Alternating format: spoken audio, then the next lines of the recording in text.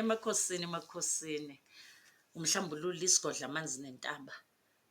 Indaba ila kunabantu abathi ingabe nginesithunywa noma nginedlozi, ngiyatshelwa ngitshelwa ukuthi kuhamba kuphakama into ethize. Labo bantu you must be very careful.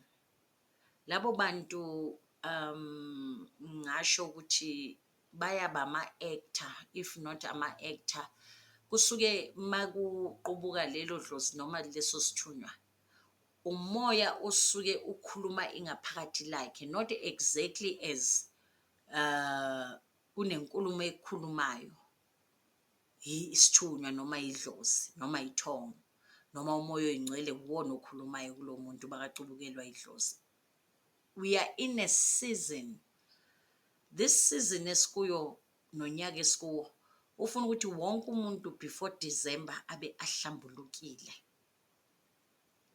Ifuna unyaka othi mawuzophela ungazange uconfesse noma Yesu uhlambuluke, next year uyoba mubi, uyoba ukhala kuphela wena.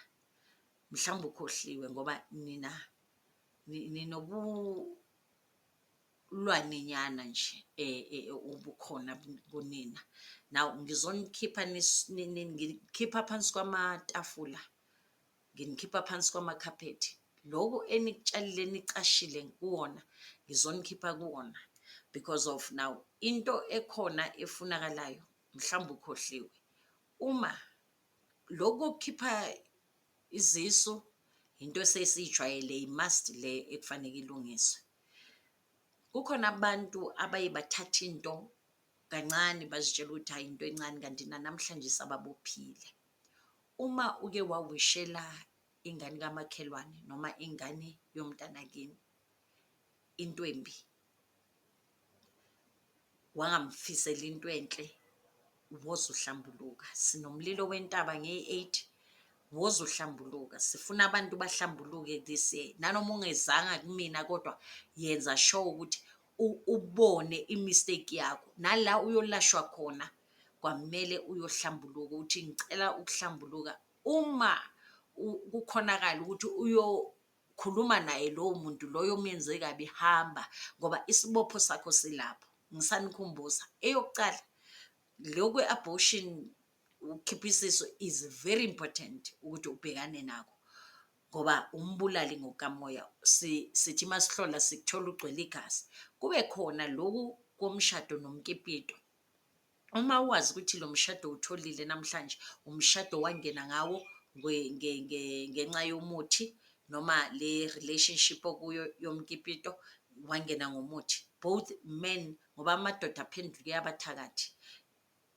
Uthakatha ngokuthi uyishimane ubophe umuntu wesifazane. So uma kuleso simo namhlanje seniyalwa, wazi ukuthi umuthi loyo uphuphile. Lowo muthi uphuphile, ingakho namhlanje kungasena khambi for i-relationship yakho noma umshado wakho.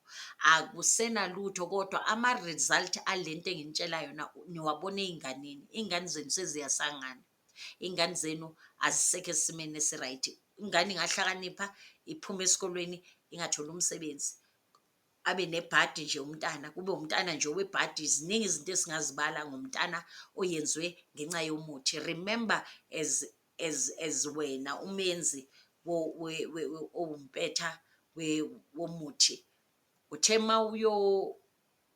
mawuyogangela le partner yakho nayo namhlanje njengoba senisenhluphekweni, uye wamanipulate i-system yemvelo ukuthi thina sathi mawuzala uzoshada noPeter noma uzozwana noPeter, kodwa wena waxolela ukuyothakatha ubophe ubani uSibusiso. So ingakho namhlanje usenhluphekweni engeke ilashwe umuntu.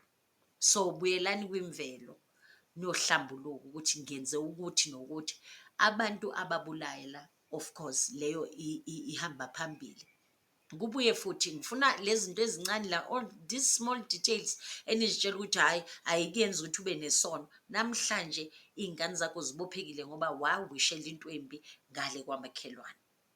kubuye futhi laba bempinda nibaningi abempinda ngoba nathola abelaphi bendabuko yes abelaphi bendabuko abasile abangakhona ukubheka ukuthi lo muntu akekho ku-right state of mind ukuthi angayenza impinda komunye umuntu, ngoba bayakhona ukuthi banithembise into zobumnyama. Namhlanje imimoya eminyama iyanikleyima ukuthi nababo, ngoba leya mpindo wayishaya kayi-1 wazisola isakufuna ukuthi uphinde ngoba wavumelana nani nomoya wobumnyama ukuthi wena sowungenile kubona ngoba ushaya impinda. Now le mpinda le washaya umuntu o-wrong because of umthakathi wangempela wazisitha wayoshaya umuntu o-wrong, yashaya yangena ngaloko unesono ngapha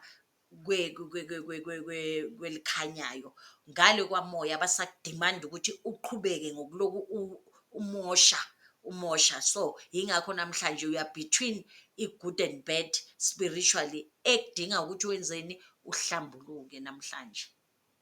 Awudingi kugabhiswa, awudingi muthi, awudingi inyanga, udinga ukuthi ukhuluma amaciniso ukuthi ngibulele, ngiye ngathakatha usisi wami, ngathakatha ugogo wami, ngathakatha ubani bani, ngayenzani, ngamosha emndenini, ngayenzani, ngaphatha umuthi othize.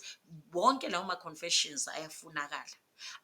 Abomlilo abempi bayalwa nabantu namhlanje abathi nginesiphiwo nginani abalali manje and nibhizi ngama-sleeping tablets. Ngicela stay away from ama-sleeping tablets. Wazi ukuthi yini le engakuphi ubuthongo. Yekelani ukucabanga kakhulu, yenzani sure ukuthi uma ucala ukuthi ungawufikelwa ubuthongo, yenza sure ukuthi uyakhuleka and khohlwa wuwe isikhathi sesikushiyile, khohlwa wuwe, khulekela lo mhlaba esikuwo.